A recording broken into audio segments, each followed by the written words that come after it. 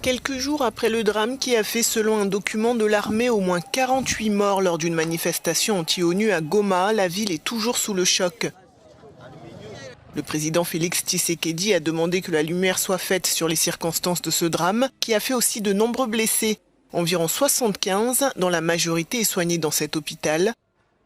C'est le cas de cette jeune femme qui faisait partie des manifestants et qui a été blessée par balle. Nous étions sur le point de commencer la marche, quand tout à coup nous avons vu des soldats armés arriver et ouvrir immédiatement le feu sur les gens et sur les membres de l'église qui étaient présents. C'est à ce moment-là que j'ai aussi été touchée par une balle. Plus de 100 personnes ont été arrêtées après le drame. De leur côté, les activistes demandent une enquête indépendante sur cette tuerie.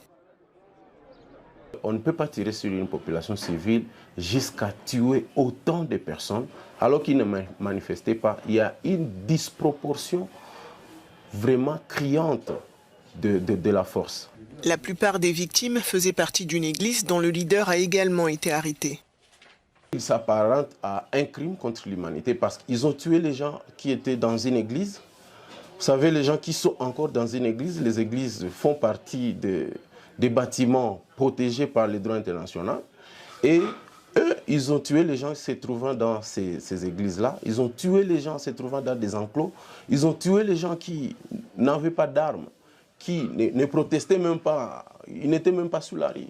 En 2022, au moins 36 personnes avaient été tuées dans une manifestation anti-ONU.